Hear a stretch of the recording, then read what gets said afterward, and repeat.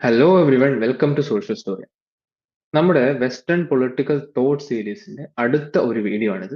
ഇന്നത്തെ വീഡിയോയിൽ നമ്മൾ ഡിസ്കസ് ചെയ്യാൻ പോകുന്നത് കാൾ മാർക്സിനെ പറ്റിയാണ്. 19ാം നൂറ്റാണ്ടിലെ ഏറ്റവും പ്രശസ്തനായ ചിന്തകരിൽ ഒരാൾ, ലോകത്ത് ഏറ്റവും കൂടുതൽ സ്വാധീനിച്ച ചിന്തകരിൽ ഒരാൾ. അങ്ങനെ കാൾ മാർക്സിനെ പറ്റിയിട്ട് അറിയാത്തവരായിട്ട് ആരും ഉണ്ടാവില്ല. ഒരുപക്ഷെ പൊളിറ്റിക്കൽ സയൻസ് പഠിക്കുന്നവരും അത് പഠിക്കാത്തവരും ഒക്കെ മാർക്സിനെ പറ്റി പലയിടങ്ങളിലായിട്ട് കേട്ടിട്ടുണ്ടാവും. ഇവിടെ നമ്മൾ മാർക്സിനെ എക്സാം പോയിന്റ് ഓഫ് വ്യൂല് UGC നെറ്റ് അല്ലെങ്കിൽ HSST പൊളിറ്റിക്കൽ സയൻസ് സെറ്റ് പോലുള്ള എക്സാം പോയിന്റ് ഓഫ് വ്യൂല് മാർക്സിന്റെ പൊളിറ്റിക്കൽ തോട്ട് എങ്ങനെ പഠിച്ചെടുക്കുക എന്ന് നോക്കാം. ഓക്കെ, നമുക്ക് നേരെ വീഡിയോയിലേക്ക് പോവാം.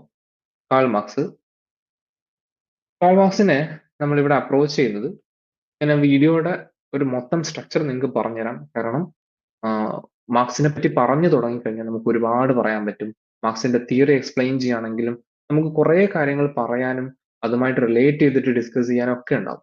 പക്ഷേ ഒരു എക്സാം പോയിന്റ് ഓഫ് വ്യൂവിൽ നോക്കുമ്പോൾ കൃത്യമായിട്ടുള്ള ഒരു സ്ട്രക്ചറിലൂടെ എങ്ങനെയാണ് പ്രീവിയസ് ക്വസ്റ്റ്യൻസിൽ മാർക്സിനെ പറ്റി ചോദിക്കുന്നത് എന്നതൊക്കെ അനലൈസ് ചെയ്തിട്ട് അങ്ങനെ വേണം നമ്മൾ പഠനത്തെ മുന്നോട്ട് കൊണ്ടുപോകാൻ. ഇവിടെ നമ്മൾ ചെയ്യാൻ പോകുന്നത്, ആദ്യം മാർക്സിന്റെ ഒരു ജനറൽ ഇൻട്രൊഡക്ഷൻ തരും. അതിനുശേഷം എപ്പോഴും മാർക്സിന്റെ ചോദിക്കുന്നത് വർക്ക്സ് ആണ്. വർക്ക്സും അതുമായിട്ട് റിലേറ്റ് ചെയ്തിട്ടുള്ള കാര്യങ്ങൾ അത് ഡീറ്റെയിൽ ആയിട്ടുണ്ട്. ഓരോ വർക്ക്സും അത് എഴുതിയ ഇയർ, അത് മാത്രമല്ല ഓരോ ബുക്കിലും എന്താണ് ഉള്ളത് എന്നുള്ളതിന്റെ ഒരു ബ്രീഫ് ആയിട്ടൊരു ഒരു ഡിസ്ക്രിപ്ഷനും കൂടെ നമ്മൾ ഇതിന്റെ കൂടെ തരും. ശേഷം ഓരോ കോൺസെപ്റ്റ് ആയിട്ട് എന്തൊക്കെയാണ് ഇപ്പം ഹിസ്റ്റോറിക്കൽ മെറ്റീരിയലിസം, അല്ലെങ്കിൽ തിയറി ഓഫ് ആലിനേഷൻ, അല്ലെങ്കിൽ തിയറി ഓഫ് സർപ്ലസ് വാല്യൂ എന്താണ് എന്നുള്ളത് വളരെ ഡീറ്റെയിൽ ആയിട്ടാണ് നമ്മളൊന്ന് ഡിസ്കസ് ചെയ്യും. ഇത്രയാണ് നമ്മൾ ഈ ഒരു വീഡിയോയിലൂടെ ഉദ്ദേശിക്കുന്നത്. നമുക്ക് ജനറൽ ഇൻട്രൊഡക്ഷൻ നോക്കാം. എന്താണ് മാർക്സിന്റെ ബേസിക് ആയിട്ടുള്ള കാര്യങ്ങൾ എന്ന് നമുക്കൊന്ന് നോക്കാം. അപ്പം കാൾ മാർക്സ് ജനിക്കുന്നത് 1818 ഒരു ജർമ്മൻ, അന്നത്തെ പേർഷ്യയില് അല്ലെങ്കിൽ ഇന്നത്തെ ജർമ്മനിയിലാണ് അദ്ദേഹം ഒരു മിഡിൽ ക്ലാസ് ഫാമിലിയിൽ ജനിക്കുന്നത്. ട്രയർ എന്ന് പറയുന്ന സ്ഥലത്താണ് മെയ് 5 മാർക്സ് ജനിക്കുന്നത്. പേർഷ്യയിൽ ഒരു മിഡിൽ ക്ലാസ് ഫാമിലിയിലാണ് ജനിക്കുന്നത്. അതിനുശേഷം അദ്ദേഹത്തിന് പ്രാഥമിക വിദ്യാഭ്യാസത്തിന് ശേഷം പിന്നീട് അദ്ദേഹം യൂണിവേഴ്സിറ്റി ഓഫ് ബോണിൽ ലോ പഠിക്കാൻ വേണ്ടി വിടുന്നുണ്ട്. പക്ഷെ അവിടുന്ന് പിന്നീട് അദ്ദേഹം മാറിയിട്ട് യൂണിവേഴ്സിറ്റി ഓഫ് ബെർലിനിലേക്ക് പോകുന്നു, അവിടെ ഫിലോസഫി പഠിക്കുന്നു. ശേഷം യൂണിവേഴ്സിറ്റി ഓഫ് ജിനയിൽ നിന്നാണ് അദ്ദേഹം എന്ത് ചെയ്യുന്നത്, ഡോക്ടറൽ ഡിഗ്രി കരസ്ഥമാവും. അദ്ദേഹത്തിന്റെ ഡോക്ടറൽ ഡിഗ്രി ആൻഷ്യന്റ് ഗ്രീക്ക് ഫിലോസഫിയിലായിരുന്നു. Then 1843 he married to Jenny von Westphalen. നമുക്കറിയാം അല്ലെ, അദ്ദേഹത്തിന്റെ ജീവിത സഖി എന്ന് പറയുന്നത് ജെന്നി വോൺ വെസ്റ്റ് ഫാലൻ ആണ്. പിന്നീട് അദ്ദേഹത്തിന്റെ ജീവിതത്തിലുടനീളം വളരെ ദാരിദ്ര്യം നിറഞ്ഞ, ഒരുപാട് മക്കളൊക്കെ മരിച്ചുപോയ, വലിയ രീതിയിൽ ദാരിദ്ര്യം നേരിട്ട ഒരു ദാമ്പത്യ ജീവിതമാണ് മാർക്സിന് ഉണ്ടായിരുന്നത്. ആ ജീവിതത്തിൽ മുഴുവൻ ജെന്നി കൂടെ ഉണ്ടായിരുന്നു. പിന്നീട് ജെന്നിയുടെ മരണത്തിന് ശേഷമാണ് 1883 മാർക്സ് മരിക്കുന്നത് പോലും. ഓക്കെ, അതൊക്കെ പിന്നീട് നമുക്ക് പറയാം. 1843 തന്നെ അദ്ദേഹം പാരീസിലേക്ക് മൂവ് ചെയ്യുന്നു. 1844 എത്തുമ്പോൾ അദ്ദേഹം ഫെഡറിക് ഏംഗൽസിനെ മീറ്റ് ചെയ്യാണ്. നമുക്കറിയാം, ചരിത്രത്തിലെ തന്നെ ഏറ്റവും പ്രശസ്തമായിട്ടുള്ള ഫ്രണ്ട്ഷിപ്പുകളിൽ ഒന്നാണ് ഏംഗൽസും മാർക്സും തമ്മിലുള്ളത് അല്ലെ. 1844 അപ്പം അദ്ദേഹം ഏംഗൽസിനെ മീറ്റ് ചെയ്യുന്നത്. പിന്നീട് അവരുടെ ഒരു അസോസിയേഷൻ ആണ് കമ്മ്യൂണിസ്റ്റ് മാനിഫെസ്റ്റോ എഴുതുന്നതിലേക്കും പിന്നീട് മാർക്സ് മരിച്ചതിന് ശേഷം ക്ലാസ് ക്യാപിറ്റലിന്റെ വോള്യൂം 2ഉം 3ഉം ഒക്കെ മാർക്സ് വിട്ടിട്ട് പോയിട്ടുള്ള ഒരു വലിയ കുമ്പാരം ഓഫ് എഴുത്തുകളിൽ നിന്നാണ് പിന്നീട് ഏംഗൽസ് അതെടുത്ത് പ്രസിദ്ധീകരിക്കുകയും കാര്യങ്ങളൊക്കെ ചെയ്യുന്നത്. അതൊക്കെ നമുക്ക് അറിയാവുന്ന കാര്യമാണ്.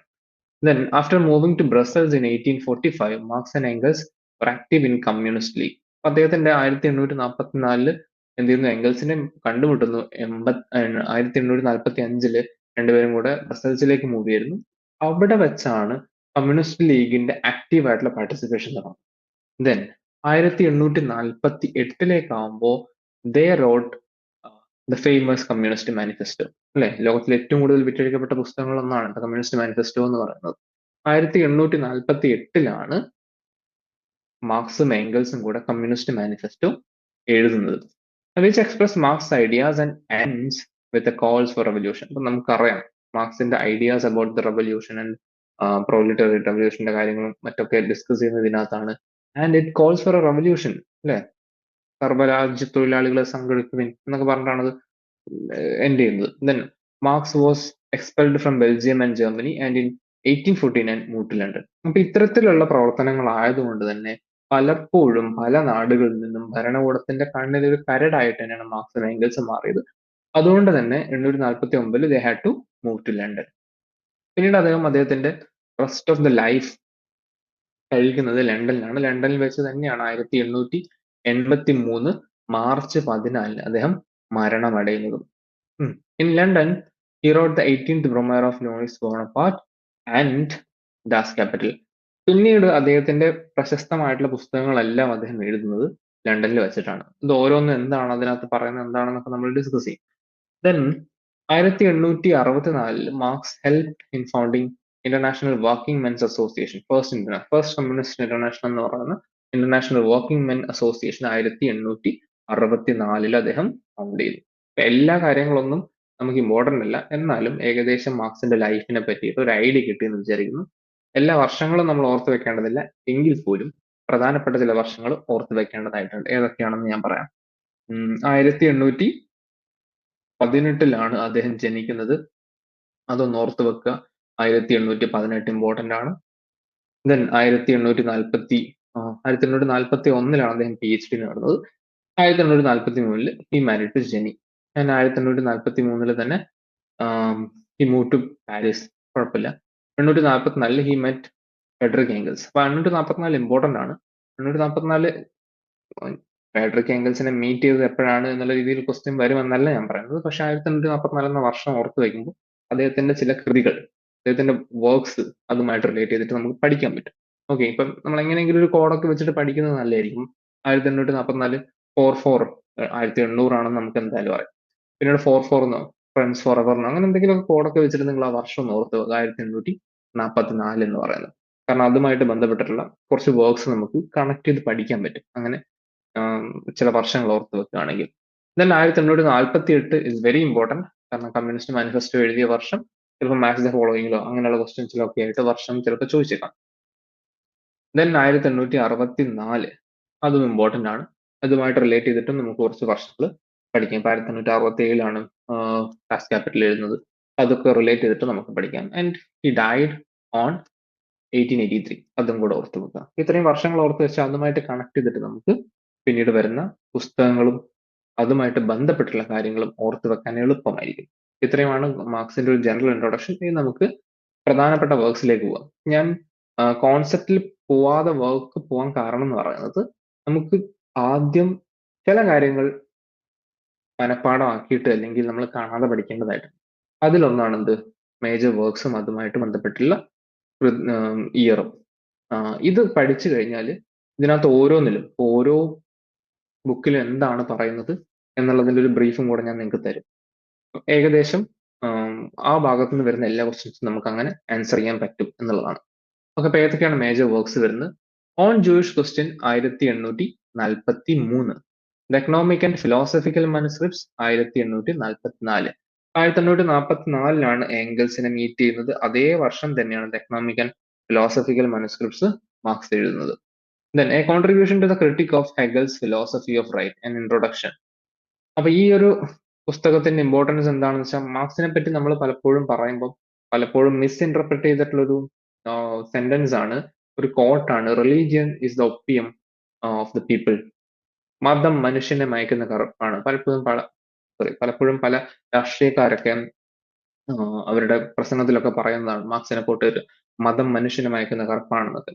അത് ആ ഒരു സെൻസിലല്ല അദ്ദേഹം പറയുന്നത്. കാരണം he did acknowledge the importance of religion. മനുഷ്യന്റെ ഒരു സോഷ്യൽ ലൈഫിൽ റിലീജിയന്റെ ഇമ്പോർട്ടൻസിനെ അക്നോളജ് ചെയ്തിട്ടൊക്കെ ഉണ്ട്. അതൊക്കെ നമുക്ക് കോൺസെപ്റ്റ് ഡിസ്കസ് ചെയ്യുമ്പോൾ പറയാം.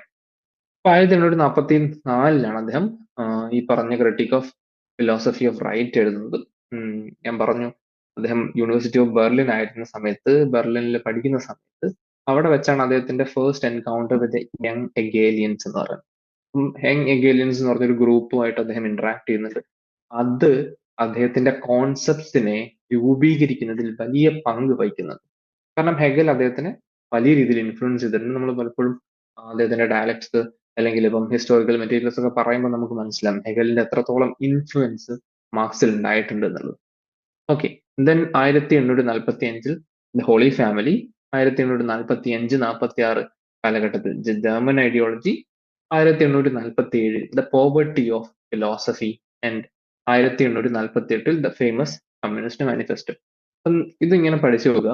1844 ഏംഗൽസിനെ മീറ്റ് ചെയ്തെന്ന് പറഞ്ഞു. അപ്പൊ അതേ വർഷം തന്നെയാണ് എക്കണോമിക് ആൻഡ് ഫിലോസഫിക്കൽ മനുസ്ക്രിപ്റ്റ് എഴുതിയതെന്ന് നമുക്ക് കണക്ട് ചെയ്ത് പഠിക്കാം. ദെൻ അതുമായിട്ട് ബന്ധപ്പെട്ട് തന്നെ നമുക്ക് എന്ത് പഠിക്കാം? A contribution to the critique of Hegel's philosophy of right പഠിക്കാം. ഹോളി ഫാമിലി അതിനുശേഷം തൊട്ടടുത്ത വർഷമാണെന്ന് പഠിക്കാം.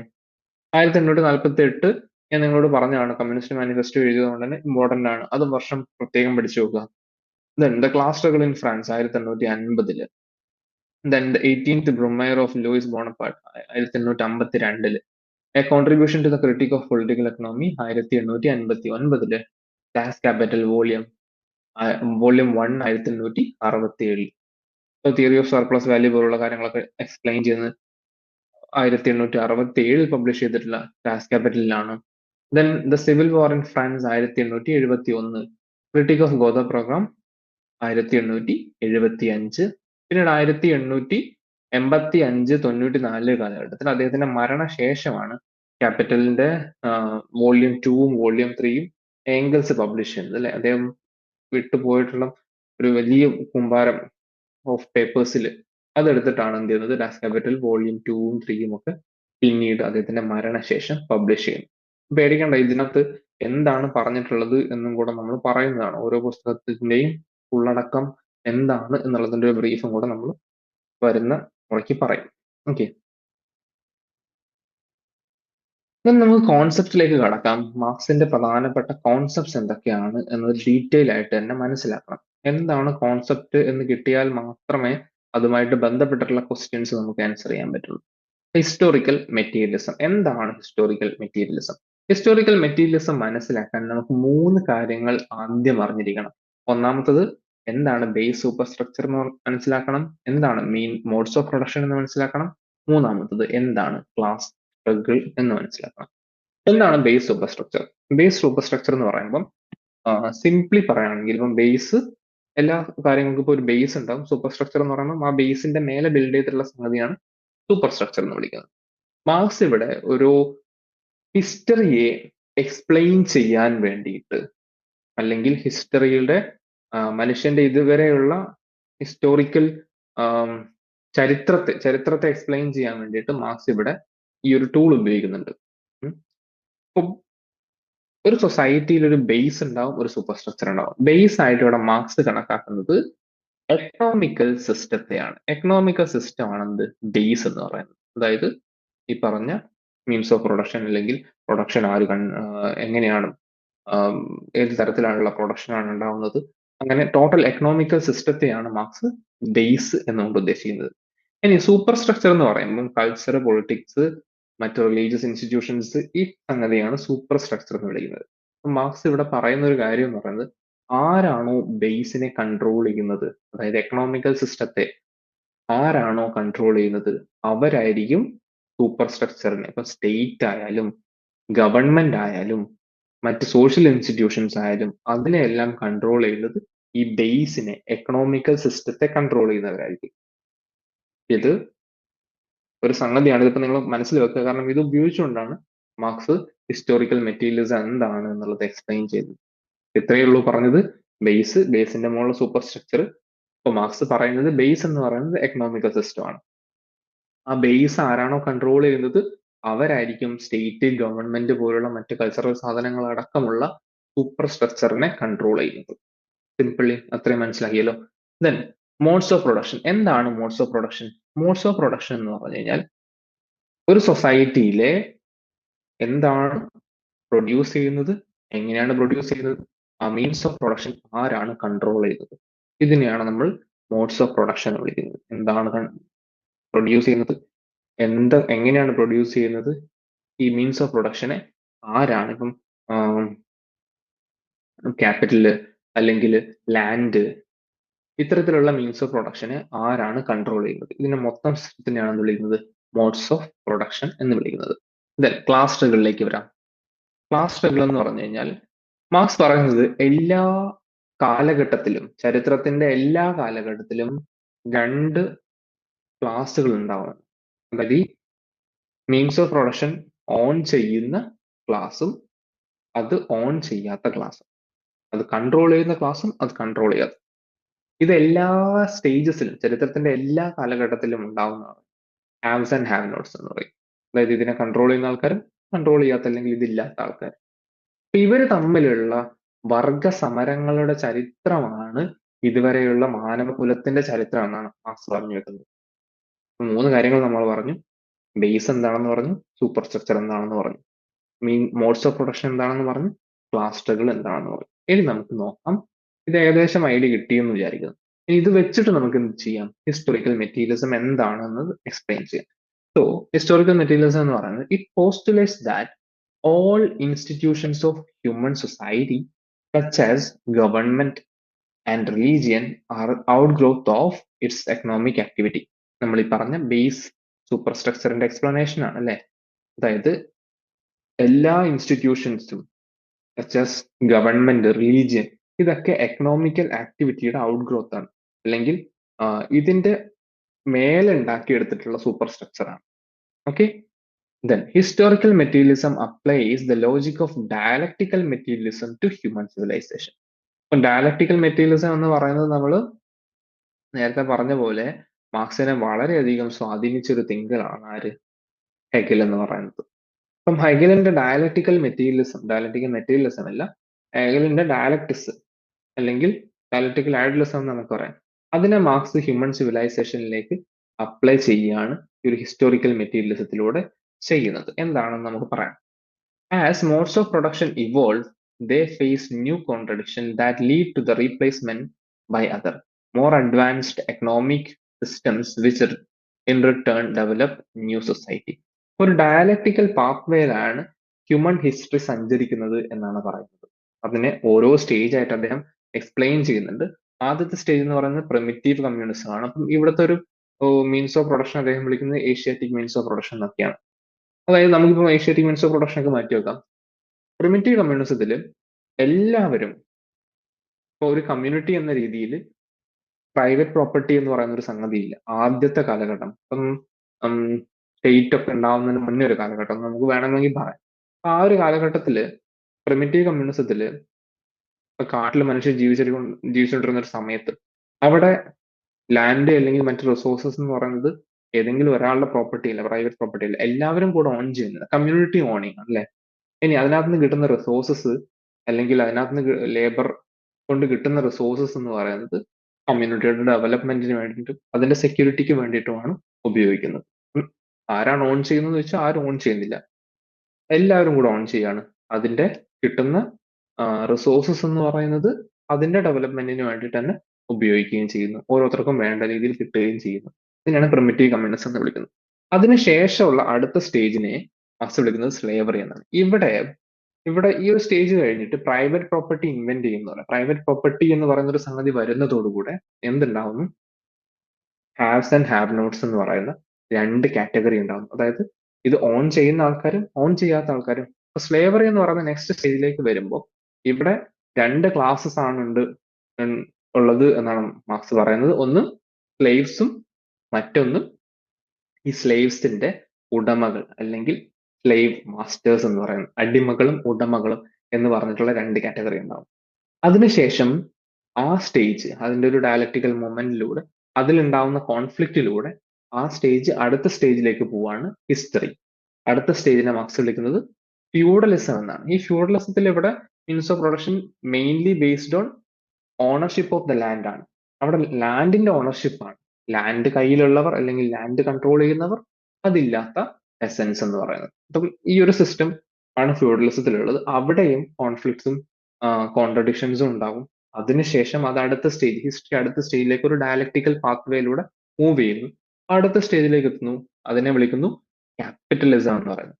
ഇവിടെ നമുക്ക് വേറൊരു കാര്യം പറയാനുണ്ട്. ഇവിടെ ഫ്യൂഡലിസം ടു ക്യാപിറ്റലിസം എന്ന് പറയുന്ന ട്രാൻസിഷനെ മാർക്സ് ഒന്നും കൂടെ സ്ട്രെസ് ചെയ്ത് പറയുന്നുണ്ട്.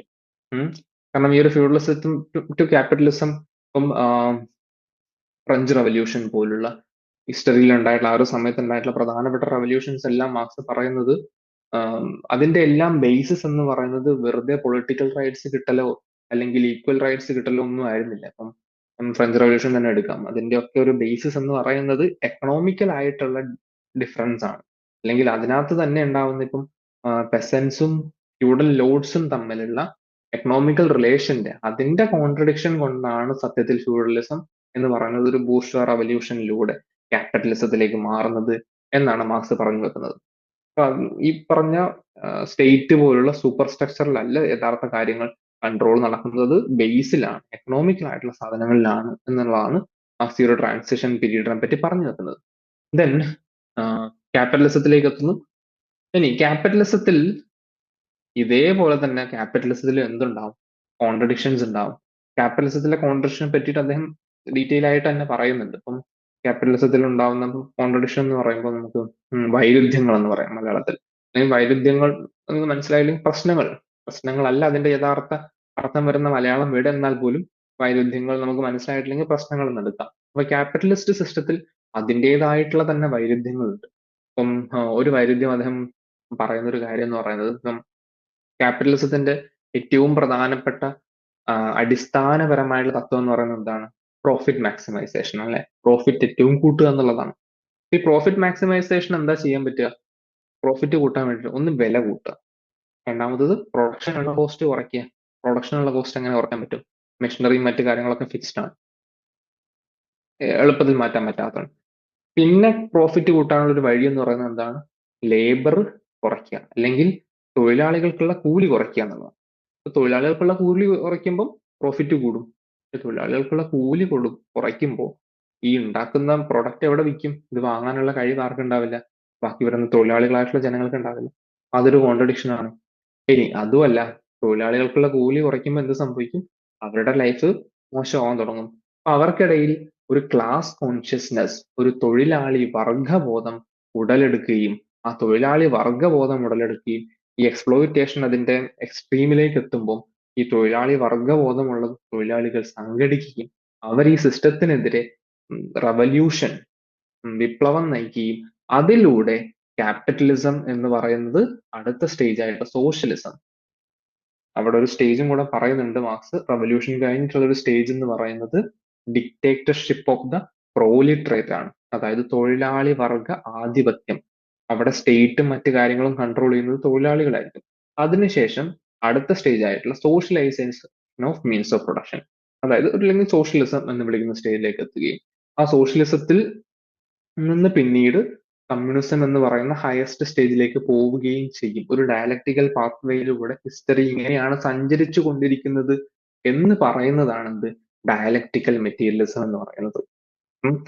കുറച്ചധികം കാര്യങ്ങളുണ്ട്, പക്ഷെ നമ്മൾ വളരെ ബ്രീഫ് ആയിട്ട് നമുക്ക് ഇതിന്റെ ഡീറ്റെയിൽസ് പറയാൻ തുടങ്ങിയ ഒരുപാട് കാര്യങ്ങൾ പറയാനുണ്ടാവും. പക്ഷെ എക്സാം പോയിന്റ് ഓഫ് വ്യൂവിൽ നിങ്ങൾക്ക് എന്താണ് മനസ്സിലാക്കേണ്ടത് എന്നുള്ളതിന്റെ ഏറ്റവും ബേസ് ആയിട്ടുള്ള കാര്യങ്ങളാണ് നമ്മൾ പറഞ്ഞു വെച്ചത്, അല്ലെ?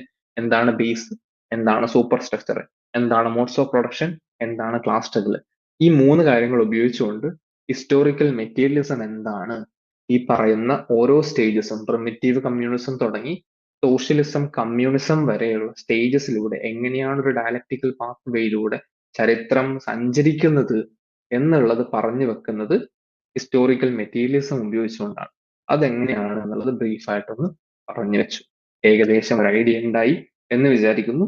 നമുക്ക് അടുത്ത കോൺസെപ്റ്റിലേക്ക് പോവാം, കമ്മ്യൂണിസ്റ്റ് സൊസൈറ്റി.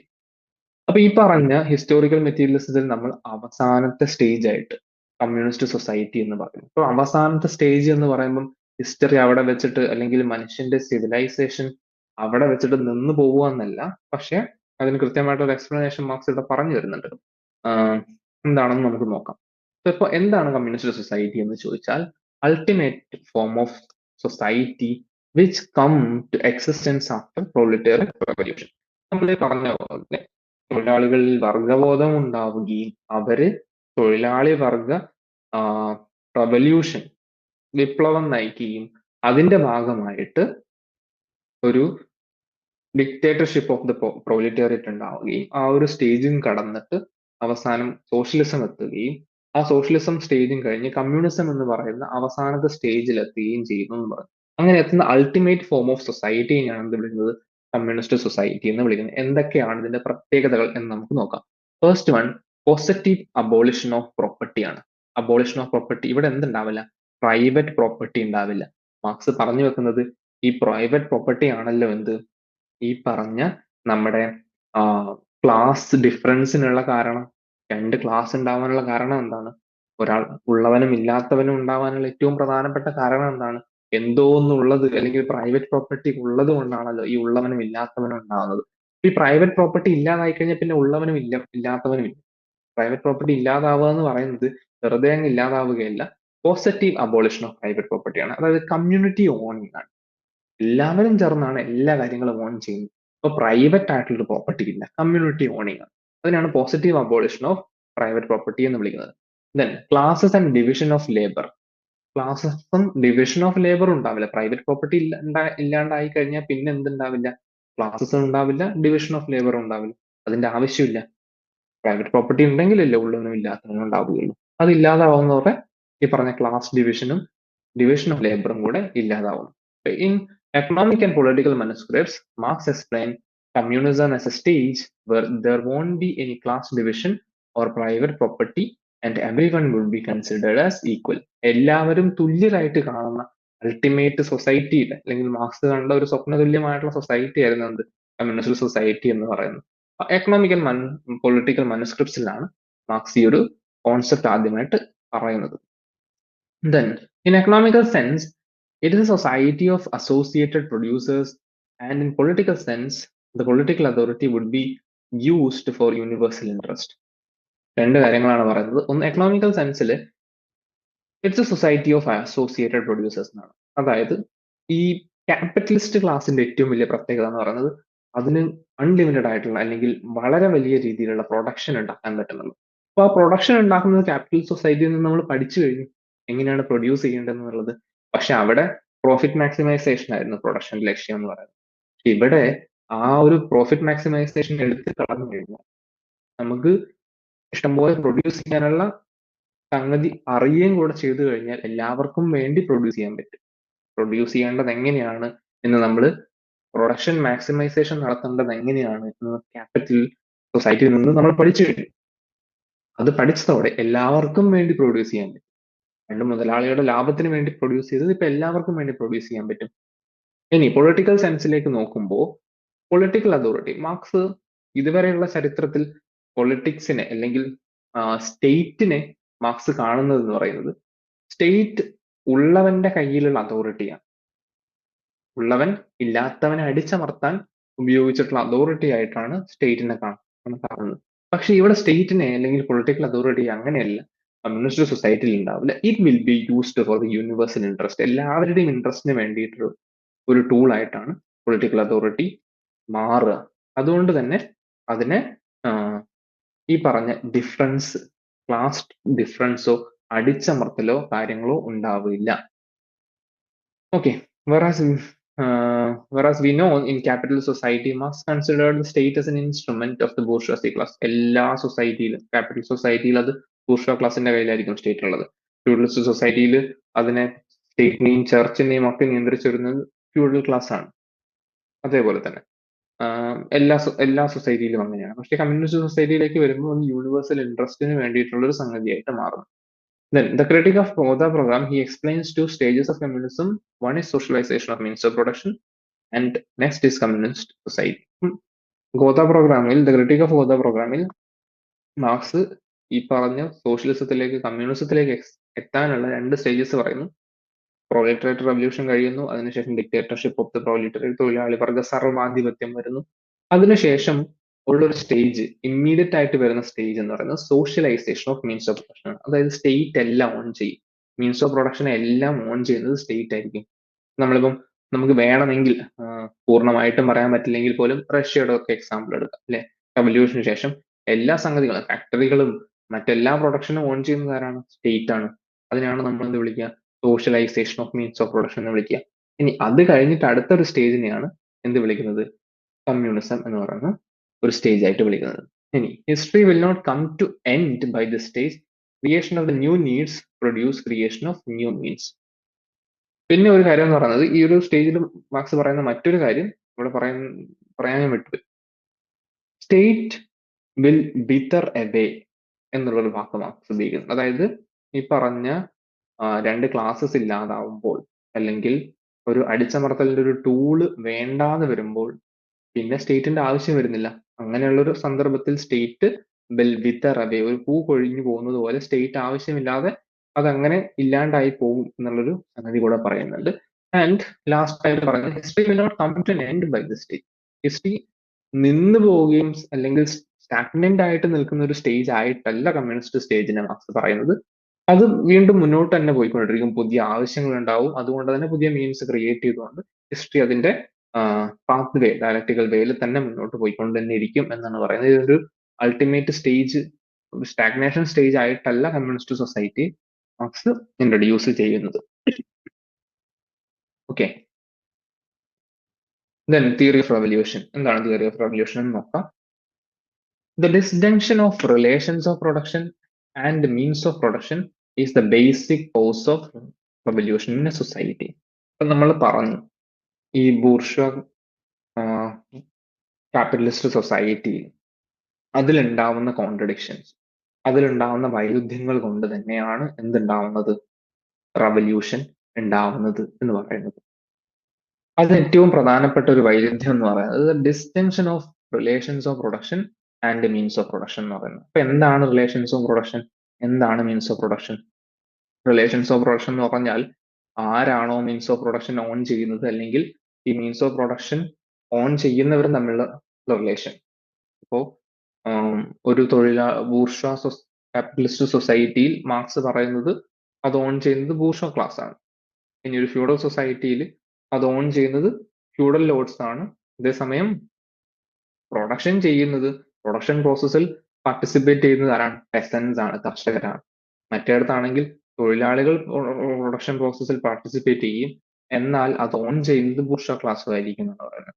അപ്പൊ ഇത്തരത്തിൽ റിലേഷൻസ് ഓഫ് പ്രൊഡക്ഷനും മീൻസ് ഓഫ് പ്രൊഡക്ഷനും തമ്മിലുള്ള ഡിസ്ജങ്ഷൻ, പൊരുത്തമില്ലായ്മയാണ് ഏറ്റവും പ്രധാനപ്പെട്ട കാരണമായിട്ട്, റവല്യൂഷന്റെ ഏറ്റവും പ്രധാനപ്പെട്ട കാരണമായിട്ട് മാർക്സ് പറയുന്നത്.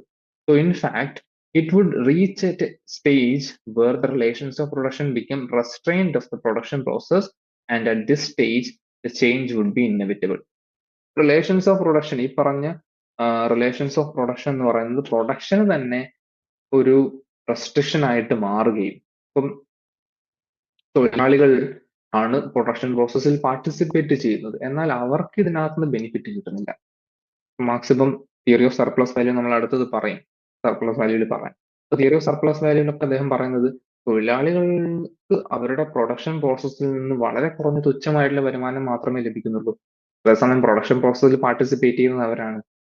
അപ്പൊ ഈ ഒരു ഡിസ്ജങ്ഷൻ, ഈ ഒരു റെസ്ട്രിക്ഷൻ, അത് തന്നെ ഈ ഒരു ബൂർഷ്വ ക്യാപിറ്റലിസ്റ്റ് സൊസൈറ്റിയുടെ അന്ത്യത്തിന് തുടക്കം കുറിക്കും. ഈ ഒരു ഡിസ്റ്റിങ്ഷൻ, റിലേഷൻസ് ഓഫ് പ്രൊഡക്ഷനും മീൻസ് ഓഫ് പ്രൊഡക്ഷനും തമ്മിലുള്ള ഡിസ്റ്റിങ്ഷൻ അതിന്റെ അന്ത്യത്തിന് തുടക്കം കുറിക്കും എന്നാണ് പറയുന്നത്. So at this stage, communism will emerge in the same way how the capitalism emerged from the womb of feudalism. അപ്പൊ ഇങ്ങനെ ഈ ഒരു പ്രശ്നം ഉണ്ടാവുന്നത്, ഇപ്പം മീൻസ് ഓഫ് പ്രൊഡക്ഷൻ ഓൺ ചെയ്യുന്നത് ബൂർഷ്വ ക്ലാസ് ആണ്, എന്നാൽ പ്രൊഡക്ഷൻ പ്രോസസ്സിൽ പാർട്ടിസിപ്പേറ്റ് ചെയ്യുന്നതും അതിനകത്ത് കോൺട്രിബ്യൂട്ട് ചെയ്യുന്നതും ആരാണ്? വർക്കേഴ്സ് ആണ്, അല്ലെ? പ്രൊഡക്ഷൻ പ്രോസസ്സിൽ ഏറ്റവും കൂടുതൽ പാർട്ടിസിപ്പേറ്റ് ചെയ്യുന്നതും അല്ലെങ്കിൽ ലേബർ ചെയ്യുന്നതും ആരാണ്? വർക്കേഴ്സ് ആണ്.